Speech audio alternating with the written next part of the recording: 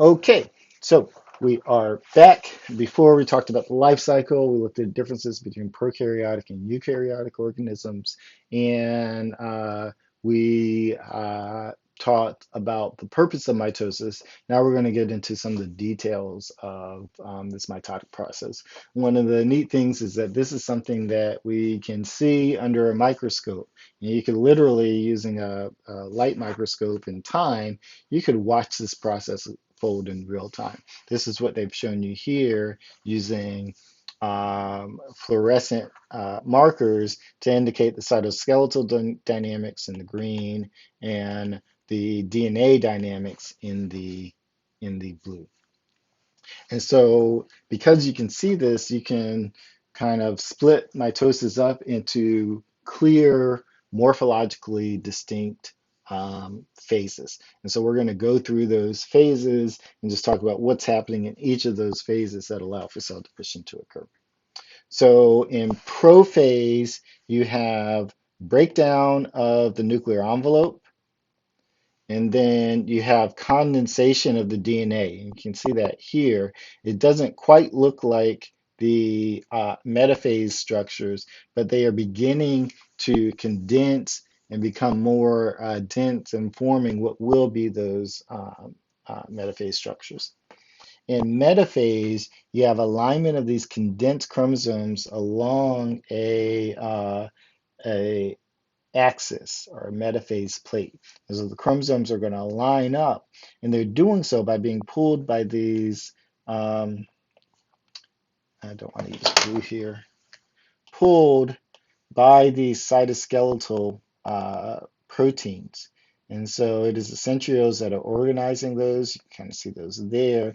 And they are going to allow for these to properly align along this plate and then be pulled apart in the next part of mitosis. I don't know why I have this twice. That's weird. So the next step is anaphase. And so we have those chromosomes that are aligned along that metaphase plate. You can see that plate here. And then the next step is to pull. And so these cytoskeleton proteins are literally going to contract and pull the duplicated chromosomes away from each other. Now here, the sister chromatids are segregated from each other. And this assures that every cell has the exact same number of chromosomes and that they only have one of each of those chromosomes. Then in telophase, you begin to reform the nuclear envelope and you begin to relax the DNA and go back into that open configuration. Why are these duplicated? That's weird. And then in cytokinesis, you have the exchange of the cytoplasmic contents, the organelles, mitochondria, things like that, a pinching off of these two cytoplasmic components and the formation of the two daughter cells from that original mother cell. So for this to start, you need a reproductive signal. Ideally, these you do not initiate reproduction without a signal from outside of that cell. This is not a situation where you want the cell making its own determinations about when it should reproduce. When this happens, you get bad things. So cancer is caused by a failure of a cell to respond to reproductive cues or non-reproductive cues of the host organism. We'll talk a little bit about that later. Once you get that signal, you initiate replication of DNA. The DNA segregates into two cells, and then cytokinesis occurs. Now, all of us, we are trillions of cells um, large, and all of us originated from one fertilized egg, from one cell. So development is a process in which this occurs. There's a whole career based on developmental biology. We'll talk a little bit about that in the next semester of biology. And we talked about the cell cycle. Here it is. Now, the cues that are given that allow for the cell to begin reproduction are called stimulatory factors. So these are factors coming from outside of that cell that say, hey, it's time for you to grow. And they will drive the cell cycle, right? You also have inhibitory factors that will pause the cell cycle. Is that balance that allows for things to occur in a controlled method.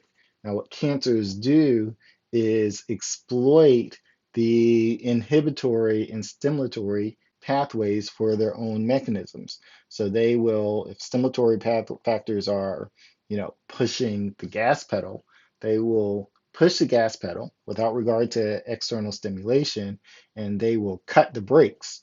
And so that they just grow, grow, grow without regard to what's going on outside of the cell. So here's one of the things that this is what's called a um, checkpoint proteins. So I'm not going to get in detail to how these work, but you have cyclins, a protein called cyclins, and cyclin-dependent kinases that sit at the border of these cell cycle checkpoints. And so this one is at the G1S border that dictates um, the progression from G1 into S phase. Now, these will only be upregulated at the same time if they've been activated by another protein.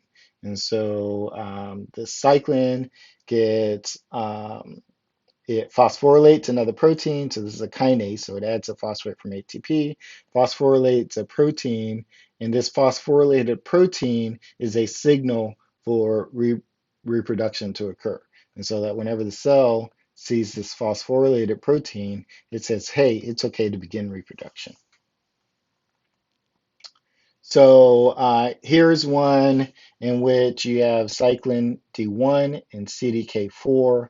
Cyclin D1 is inhibited by protein P21. And so when it gets a growth signal, P21 gets downregulated. Cyclin D1 is then able to link up with CDK4. And the role of CDK4 is to help activate cyclin E, CDK2, and both of those will phosphorylate this protein retinoblastoma. And so when retinoblastoma is not phosphorylated, it blocks the cell cycle. When it becomes phosphorylated, it allows the cell cycle to proceed and start DNA replication. And we will see one of the things that cancer does is actually a cancer called retinoblastoma, in which the cell artificially phosphorylates retinoblastoma without regards to these cyclins.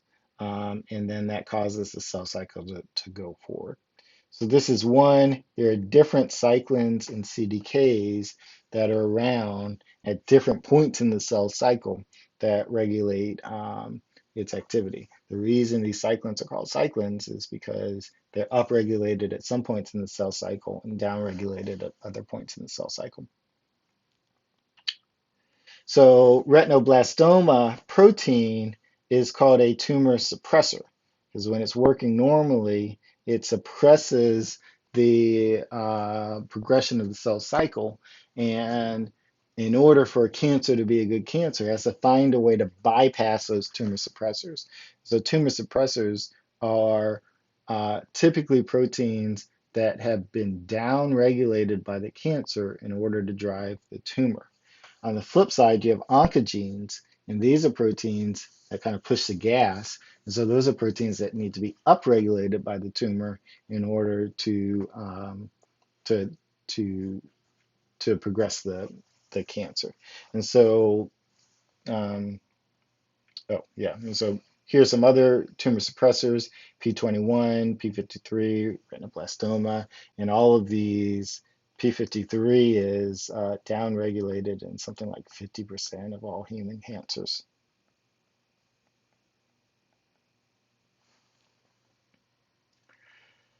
Um, and so, kind of one of the things that cancers have to do, or two of them, is that they have to downregulate tumor suppressors,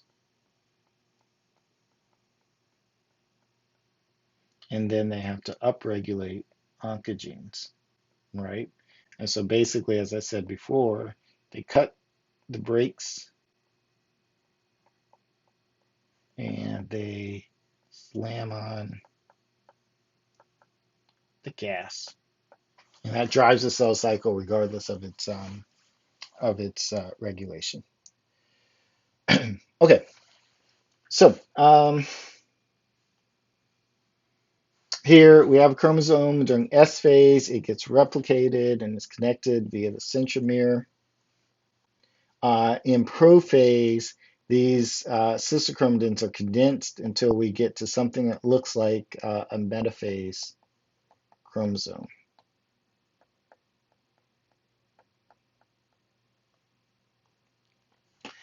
These are the phases: prophase, prometaphase, metaphase, anaphase, telophase. Again, during prophase, you lose the nuclear envelope and you begin to see condensation of the chromosome so that you can recognize individual kinetic chromatids. The kinetochores begin to move and grab onto those chromosomes and you form the spindle. So here is a cell at interphase. Note the diffuse DNA pattern, right?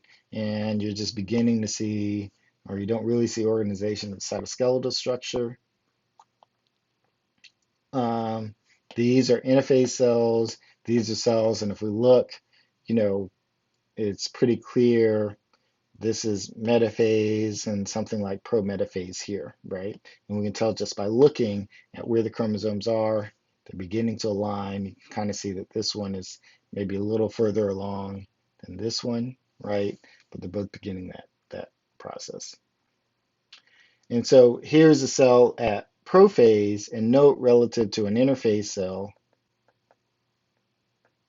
I don't know what this is. This might be, sorry, this is probably, post-cytokinesis.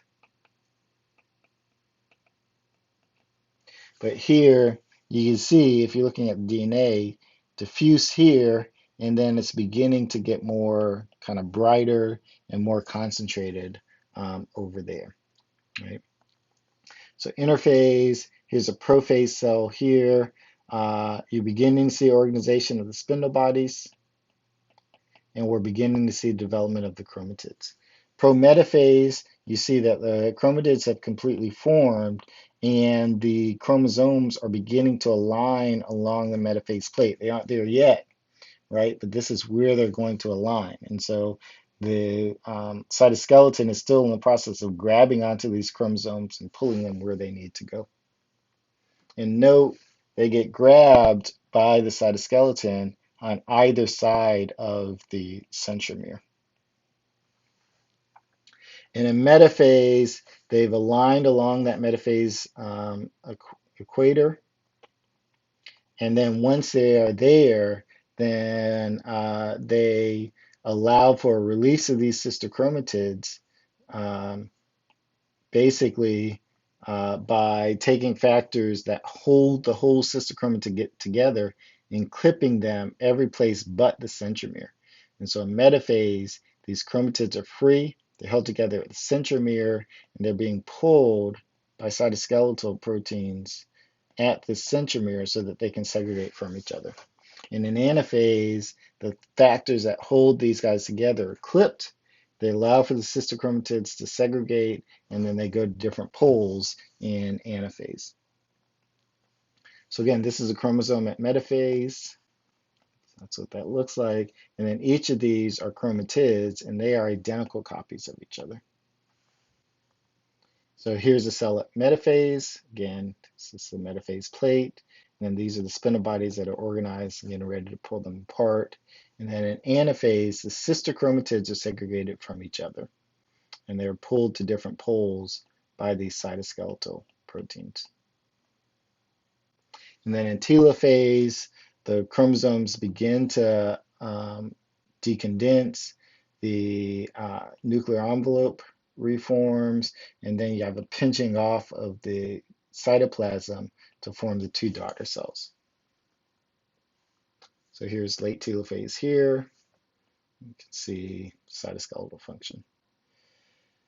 Plants are similar, but plants can't move, and so you lay down components of the cell wall in between these two. And here's a look again. So this is prometaphase, condensation of the chromosomes, but they aren't quite aligned along the metaphase plate yet. Here, most are, but you still see a couple that are lagging. And so metaphase won't start, or anaphase won't start until everybody is aligned up. And it's kind of a pretty neat mechanism. They actually have sensors that sense the tension on the cytoskeletal proteins that are pulling them before they begin anaphase. Here in anaphase, the chromosomes, the sister chromatids are segregated from each other, and then in telophase, it goes off. All right, this is being a bit long, but I want to say a little bit about cancer. I've already kind of dealt with this. The cancer is the balance between these stimulatory signals that push the gas and the inhibitory signals that are the brakes. And then there are other signals. If things go wrong, you can induce an apoptosis uh, signal, which is kind of it's called programmed cell death. So there, if there's some genetic abnormalities, if the cell senses that there's something wrong, then it pushes apoptosis to say, hey, there's a problem. We don't want to kind of reproduce with that problem, so let's just take it out. And so what a cancer has to do is push the stimulatory signals, get rid of the inhibitory signals, and get rid of the apoptotic response, right? um, in order for it to be a good cancer. And so these are some of the characteristics of good cancers. So they can divide without regulation, unlimited divisions. They form these tumors, which are just masses of that particular cell. They don't respond to external regulation.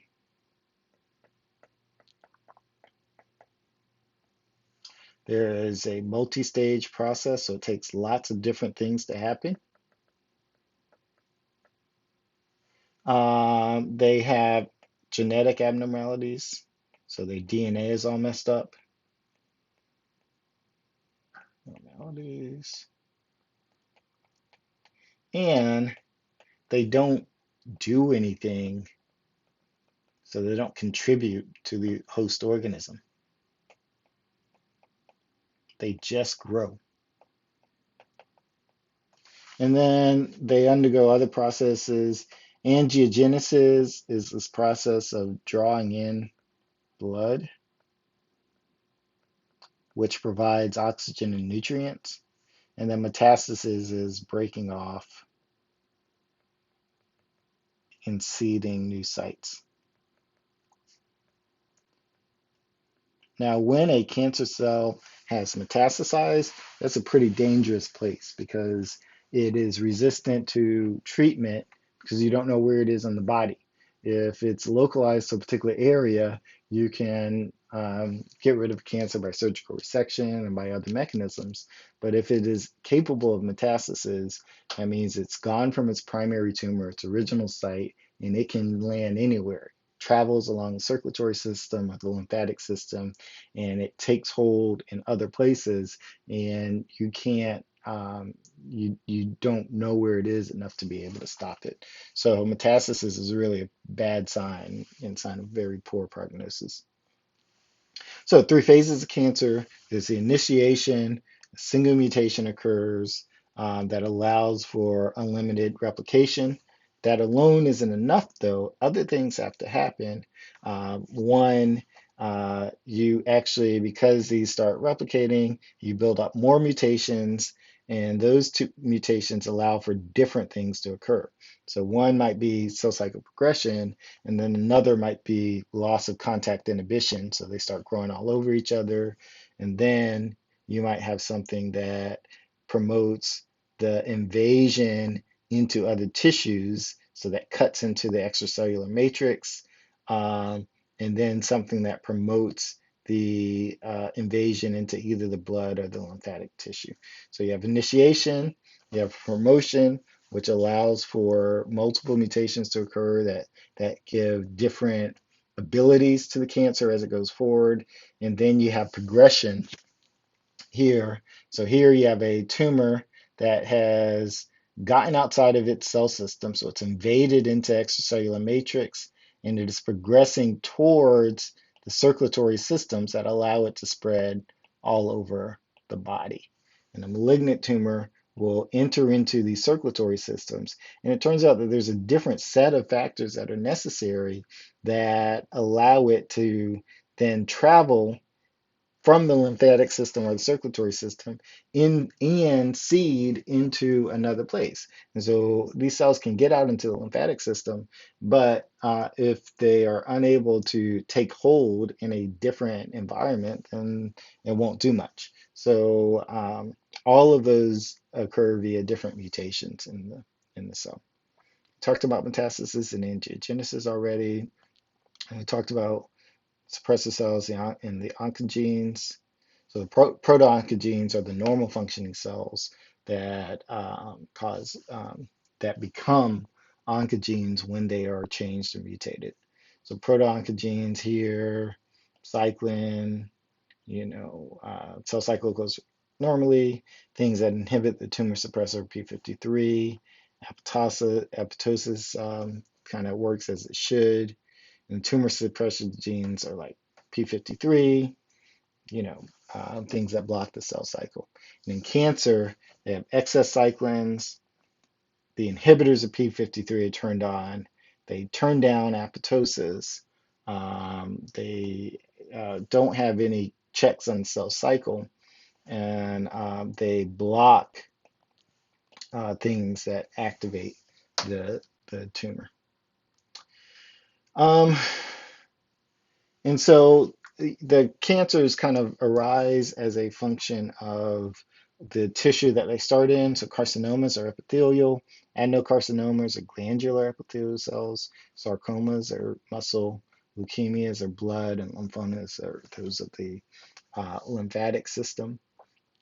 And then we know a lot about causes of cancer. There's a lot that we don't understand. But genetics play a role. The environment plays a role, so what you eat, whether you smoke, where you live, all of those play a role. Amount of radiation that you receive. Um, Viruses can cause cancer. So Kaposi's sarcoma is known to be caused by HIV. Um, the human papillomavirus is known to cause cervical cancer and head and neck cancer. Um, um, all of those can have an effect.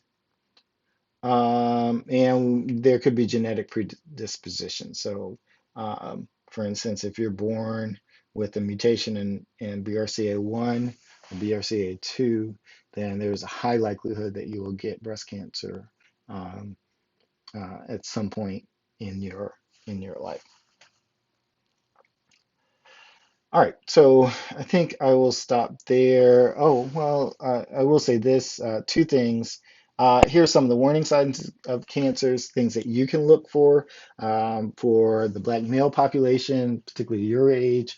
One thing to look out for is testicular cancer. That tends to affect people from, their late teens into their earlier mid 20s, maybe 30 years or so.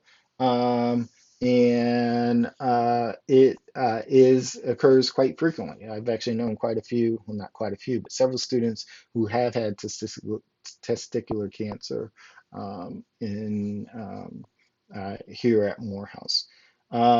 These are things to look for: sores that don't heal, unusual bleeding, a change in your bowel or bladder habits, a thickening or lump. So for testicular cancer, a lump on the testes, indigestion, difficulty swallowing, a change in something on the skin, or a persistent cough.